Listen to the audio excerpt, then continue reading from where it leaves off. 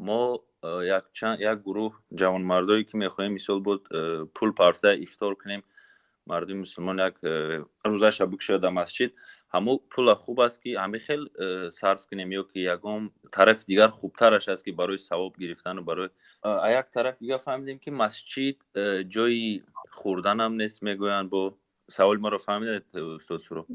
این دیده میشد مقصد خوب است که یعنی اگر کسی دارا باشد بله افطار هم دهد، برای آنکه پیامبر صلی الله علیه وسلم ترغیب کردند من فطر صائما فله مثل اجره، کسی روزداری را افطار دهد برای او مثل اجر روزدار اجر است. و در مسجد طعام خوردن اجازت است. مسجد فقط برای نماز خواندن نیست، مسجد خیلی وظیفه‌های زیاد را در دوش دارد. در زمان پیامبر صلی الله علیه وسلم مسجد هم مهمانخانه بود، هم اداره قاضیات بود، هم اداره مفتیات بود، هم اداره راهبری دولت بود، هم اداره وزارت کارهای داخلی و خارجی و وزارت مدافعه. نقشه جنگ هم از اونجا کشیده شروع میشد و حتی بعضی اسیرهای در داخل مسجد میبستند، یعنی هم زندان بود و حتی بعضی بیمارهای خیمه زده همچون بیمارخانه مانند سعد بن معاذ در داخل مسجد پیامبر صلی الله علیه و سلم برای نزدیک شدن عیادت گفتن سعد بن معاذ در مسجد جایگیر کنیدون.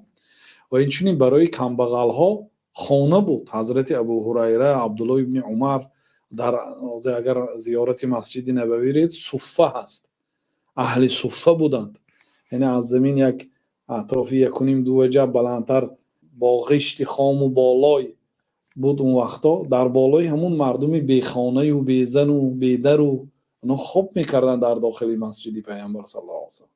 و اگر یگان کس طعام و خیریت بیارد پیامبر صلی الله علیه و سلم آورده میداد، پیامبر صلی الله علیه و سلم به مسکین های فقیرها در همین مسجد تقسیم میکردن. من امروز ببینید در بهترین مسجد دنیا، در مسجد کعبه و در مسجد نبوی علیه افضل الصلاة و التسلیم افطار داده میشه در داخل مسجد. بله اونا قاعده ها موندیان که طعام گرم در آورده نمیشه در برای بویش، تا اینکه مسجد هوای تازه و تازگیش رعایت کرده شد، ولی خرما، نان، مثلا جرغات، بعضی چیزای طعام های سبک اجازت دادیان در آورده نشه. اما در صحن مسجد بله طعام های گرم هم میتیان در صحن مسجد. خوب است که در صحن مسجد دهید.